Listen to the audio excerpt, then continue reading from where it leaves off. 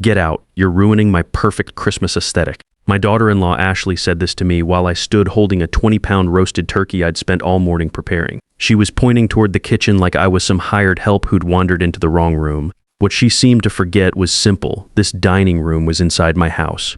The house I'd been paying for while she and my son lived here rent-free for the past 3 years. I'm Gary Palmer, 58 years old, retired civil engineer. After my wife passed 4 years ago, I thought helping my son Kevin and his family would give me purpose. I was wrong. I didn't argue that Christmas Day. I just set the turkey down on the side table and looked around the room. Ashley had invited 8 of her social media friends over for what she called an Instagram perfect holiday dinner. They were all taking photos of the table, completely ignoring the fact that none of them had been invited by me. My mahogany dining table, the one I'd bought 25 years ago after my biggest promotion, was covered with fancy place settings I'd never seen before. Ashley must have bought them with one of the credit cards she was always asking Kevin to pay off. The irony wasn't lost on me. I was funding my own humiliation. Gary, seriously, you need to go eat in the kitchen, Ashley continued, not even looking at me. She was adjusting a centerpiece for another photo. This is a curated experience for my followers. Your negative energy is totally killing the vibe. Her friends giggled at this. One of them, a young woman with purple hair, actually said, "Oh my God, Ashley, you're so patient. My grandpa would have totally lost it by now." I stood there for a moment watching my son Kevin. He was 32 years old, sitting at what used to be my spot at the head of the table. He saw the whole thing happening. Our eyes met for just a second, and I waited for him to say something. Anything instead, he looked down at his phone and started scrolling through social media. That's when I realized something had fundamentally changed in my house. I wasn't the homeowner anymore. I was the tolerated elderly relative living in what Ashley considered her space. "Kevin," I said quietly, "can I talk to you for a minute?" Ashley immediately jumped in. "We're about to start dinner, Gary. Can it wait? Everything's getting cold, and I need to post these photos while the lighting is still good." Kevin looked up from his phone, glanced between his wife and me, then shrugged. "Dad, we're kind of in the middle of something here. Maybe later?" That's when it really hit me. My own son was choosing Instagram photos over speaking to his father in my own house on Christmas Day. I turned around and walked out of the dining room, but not before I heard Ashley telling her friends, "Sorry about that. He's been really difficult since his wife died. We're basically taking care of him now. It's like having a grumpy teenager, except he pays the bills." The laughter that followed me up the stairs cut deeper than anything Ashley had said directly to my face. I walked upstairs to my bedroom and sat on the edge of the bed. The room felt different now, smaller somehow. Everything in the house felt like it belonged to someone else. I could hear the party continuing downstairs, Ashley's voice rising above the others as she directed another photo session. That's when I decided to check something I'd been putting off: my credit report. I'd been getting some weird emails about account alerts over the past few weeks, but I figured it was just spam. Banks are always sending notifications about this or that. I pulled out my phone and logged into my credit monitoring app. The loading screen seemed to take forever. When the report finally appeared, I had to read it 3 times before it sank in. There were 4 credit card accounts I'd never opened: American Express, Chase, Capital One, and Discover. Total balance across all cards, $47,000. All opened in the past 6 months. All with my social security number and what appeared to be my signature. But I knew I hadn't signed anything. I'd been extra careful about my finances since Sarah died. I reviewed every statement, every transaction. This wasn't possible unless someone else had access to my personal information. I scrolled through the transaction history on the first card: Nordstrom, $3,200, Sephora, $89, Louis Vuitton, $4,575. Restaurant charges at places I'd never heard of, some for $300 or $400 for single meals. Photography equipment from B&H Photo for $8,000. The pattern was clear. Someone was living a very expensive lifestyle on my credit. Someone who knew my social security number, my address, my mother's maiden name, all the information you need to open credit accounts. I sat there staring at the phone screen, feeling sick to my stomach. The laughter from downstairs continued, Ashley's voice cutting through everything else as she orchestrated another perfect moment for social media. Downstairs, my son was choosing his wife's Instagram followers over his own father. Up here, someone had been systematically stealing my identity for months, and I was just now figuring it out. The next morning, Kevin left early for work without saying goodbye. Ashley was still asleep. She'd been up until 2 a.m. editing and posting photos from her perfect Christmas dinner. I made coffee and sat at the kitchen table, looking at the credit reports again in the morning light, hoping maybe I'd misread something. I hadn't. If anything, it looked worse in daylight. That's when I called my old friend Harry Bennett. Harry's been a lawyer for 35 years, specializing in financial crimes. We'd known each other since college, back when we thought we'd change the world with engineering and law. Now we were just two old men trying to figure out how the world had changed around us. Gary, this is serious identity theft, Harry said after I showed him the credit reports over coffee at his office. His face was grim as he scrolled through the transaction details on my phone. But before we go to the police, we need to figure out who has access to your personal information. We both knew the answer, but Harry wanted proof. He's always been methodical that way, comes from decades of building cases that stick in court. I'm going to recommend a private investigator, he said. Guy named Lenny Carter. Former FBI agent, specializes in domestic financial fraud. He's expensive, but he's thorough. Within a week, Lenny had his preliminary report. We met at a diner across town, away from prying eyes. Lenny was a thin man in his 50s with sharp eyes that missed nothing. He slid a manila envelope across the table. Your daughter-in-law has been systematically stealing your identity for at least 8 months, he said without preamble. She's gotten very good at it. The photos in the envelope told the whole story. Ashley at various banks, apparently opening accounts, Ashley at luxury stores, making purchases with credit cards, Ashley at a law office, trying to establish power of attorney, though that had been rejected due to irregular documentation. But the most damaging photos were the ones showing Ashley with a man I didn't recognize. Dark hair, expensive camera equipment, clearly younger than Kevin. That's Oliver Martinez, Lenny explained, professional photographer, specializes in social media content. They've been seeing each other for about 8 months. She's been telling him she's separated from her husband and that she'll have access to significant family money soon. My coffee had gone cold while I stared at the photos. Ashley kissing the stranger. Ashley signing papers with him at what looked like a real estate office. Ashley showing him around a luxury apartment downtown. The apartment lease application shows her claiming $120,000 annual income. Lenny continued. Money she doesn't have, but there's something else. He showed me copies of documents Ashley had tried to file, a power of attorney form with my forged signature.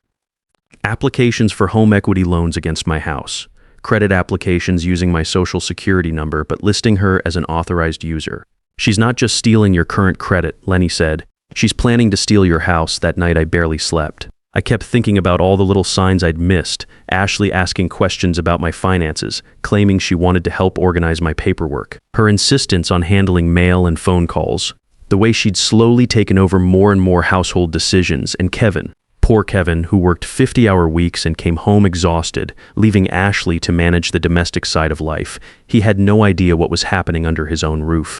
The next morning, Ashley was in the kitchen making her elaborate breakfast smoothie, another expensive habit funded by stolen credit. She was on the phone with someone, discussing plans for something called a brand partnership shoot. No, the lighting in the living room is perfect in the afternoon, she was saying, and the furniture is actually pretty decent for content. Very authentic middle-class aesthetic. She was talking about my house, my furniture, planning to use my home as a backdrop for whatever scheme she was running with the photographer. I pretended to read the newspaper while listening to her side of the conversation. She mentioned needing just a few more weeks before she'd have full access to the renovation budget. She was talking about spending my money to redecorate my house for her social media content. When she hung up, she noticed me sitting there.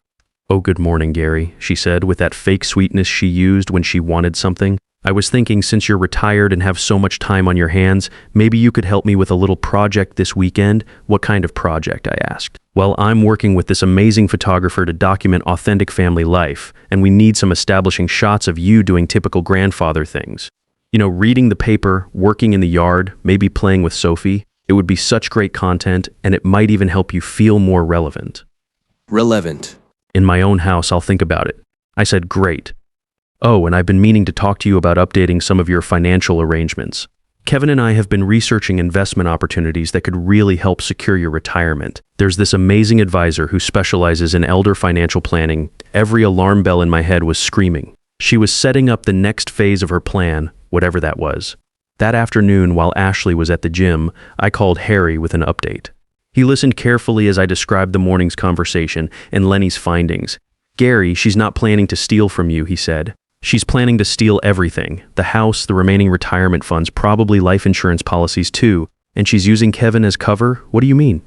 "Think about it. If she gets power of attorney, she can make all your financial decisions. If something happens to you, she's the one managing your estate until Kevin inherits. And if she's already established herself as the financial manager of the household, I understood Kevin would never question financial decisions Ashley made, especially if they were presented as being in my best interest. She'd have complete control over everything I'd spent 40 years building. So what do? I asked. We let her show us exactly how far she's willing to go, Harry said, but we control the game. Harry explained that if we reported Ashley immediately, she'd probably get a slap on the wrist. First-time offender claim it was a family misunderstanding, maybe some community service. But if we let her attempt something bigger, like trying to steal my house, it would become federal fraud. The penalties would be severe. We need to let her dig her own grave, Harry said, but we'll control how deep it gets. The plan was elegant in its simplicity.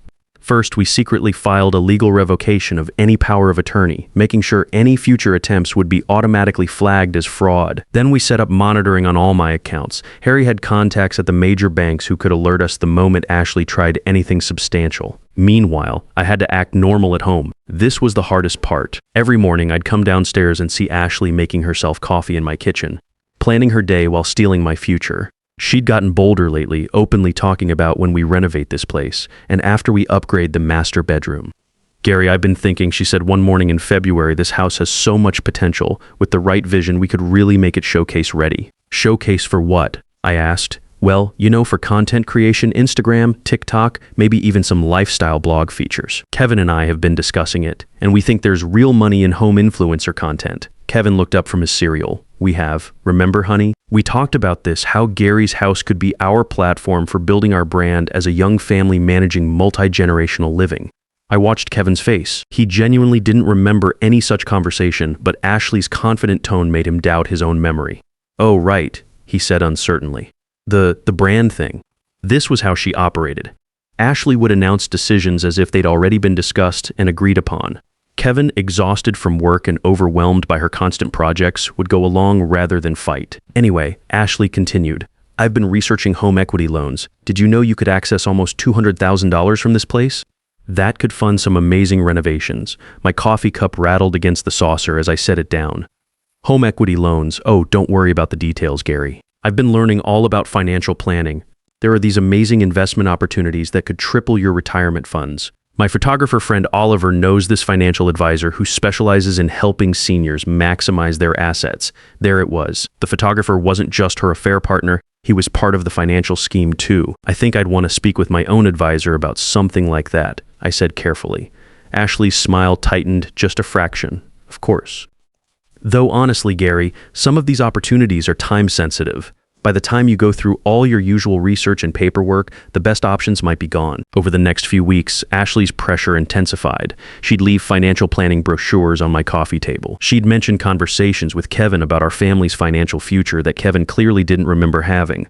She started bringing up my age more frequently. I was reading about cognitive decline, she said one evening while Kevin was upstairs helping Sophie with homework. Did you know that financial decision-making is one of the first things to go? It's actually a blessing when families can step in and help manage things before seniors make costly mistakes. The implication was clear. If I didn't cooperate with her plans, she'd start suggesting I was becoming incompetent. Ashley, I said, I've been managing my finances successfully for 40 years. Of course you have, but things are so much more complicated now. All these new investment vehicles, crypto, digital banking. It's really better to let the younger generation handle the technical stuff, like accessing my home equity without my knowledge. Around this time, Lenny provided another update. Ashley had been meeting regularly with a mortgage broker, someone who specialized in what they called family financial transitions. She'd also increased her spending significantly. The credit card statements now showed over $60,000 in charges. She's living like the money is already hers, Lenny reported. The apartment she picked out with Martinez, they've put down a deposit. First month, last month, security deposit. That's $10,500 right there. Using my credit cards gets worse. She's been telling Martinez that her elderly father-in-law is moving to assisted living and that she'll be inheriting the house soon. She's promised him they'll have access to at least $300,000 by summer. $300,000. That was more than my house was worth, even with a complete refinance. Where's the rest supposed to come from? I asked. Your retirement accounts? She's been researching how to access those too. That night, I barely slept. I kept thinking about Kevin working late at his computer in the home office, completely unaware that his wife was planning to destroy everything our family had built. Ashley had isolated him so completely that he'd started apologizing to me for things he hadn't even done.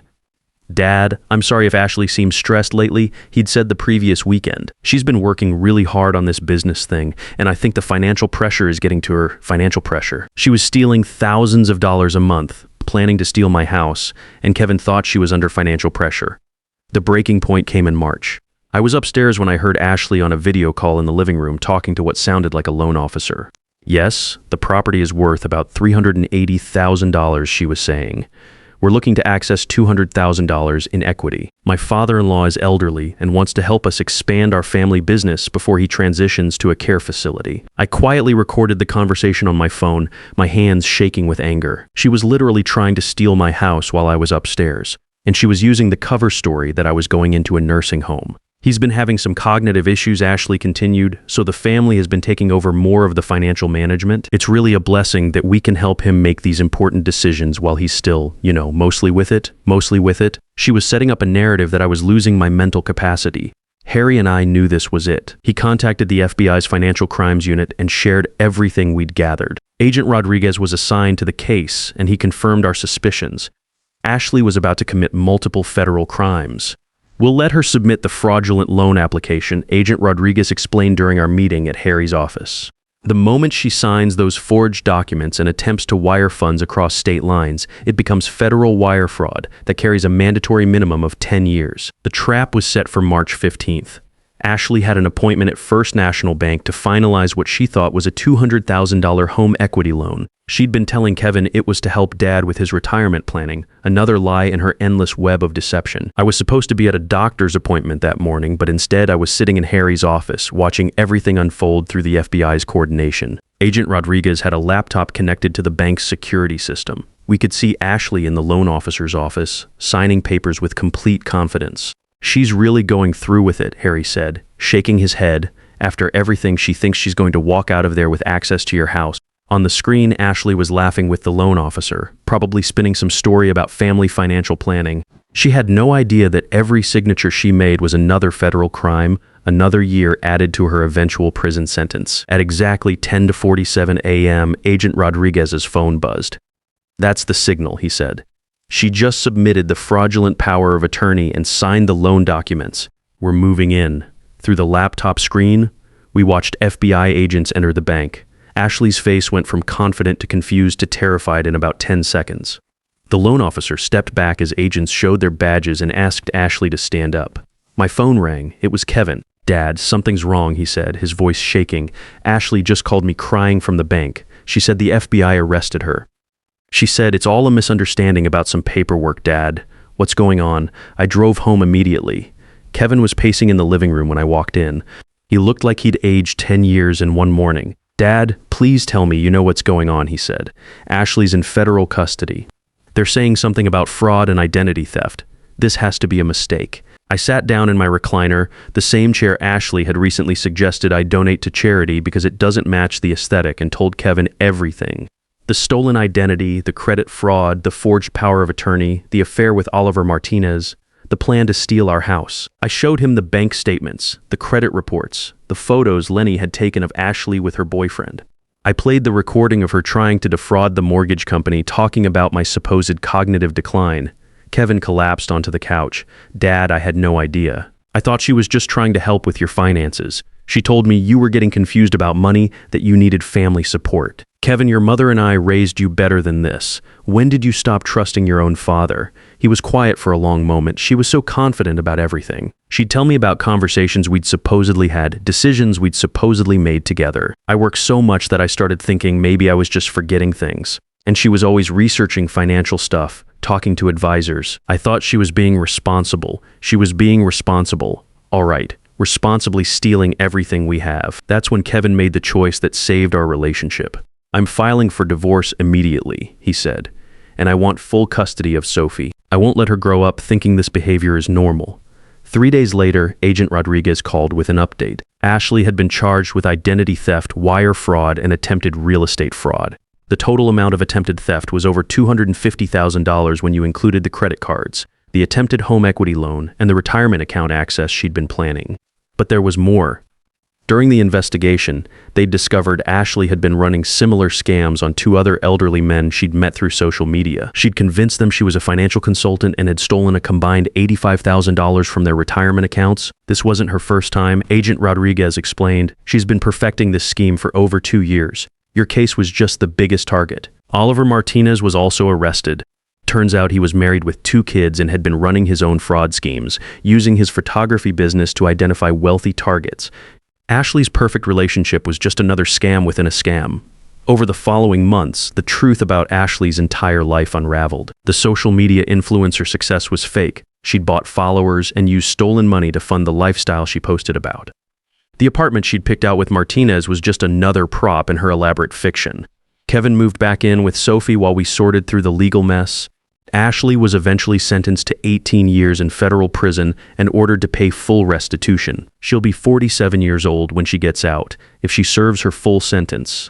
The money she'd stolen was mostly recovered, though it took months of paperwork. Harry helped me set up a trust fund for Sophie's education, protected from any future claims or schemes. More importantly, Kevin and I rebuilt our relationship. He felt terrible about not seeing what Ashley was doing, about not defending me that Christmas Day.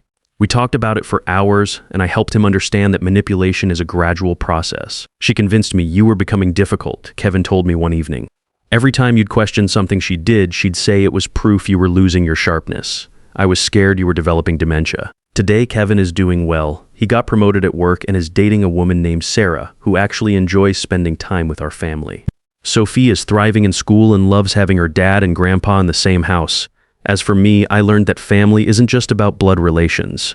It's about respect, honesty, and people who have your back when things get tough. Ashley may have been legally family for a few years, but she was never really part of our family. Sometimes people ask if I feel bad about what happened to Ashley. The truth is, I don't. She made her choices and she was willing to destroy multiple families for money. The only thing I regret is not seeing the signs sooner. Last Christmas, Kevin and Sophie and I had a quiet dinner together. No cameras, no curated experiences, no fake friends. Just 3 generations of Palmers enjoying each other's company in our own home. Sometimes the people closest to us pose the greatest threat, not because they hate us, but because they know exactly how much we love them and are willing to exploit that love for their own gain. Trust is earned in drops and lost in buckets, but wisdom comes from learning the difference between someone who deserves your help and someone who sees your kindness as weakness to be exploited.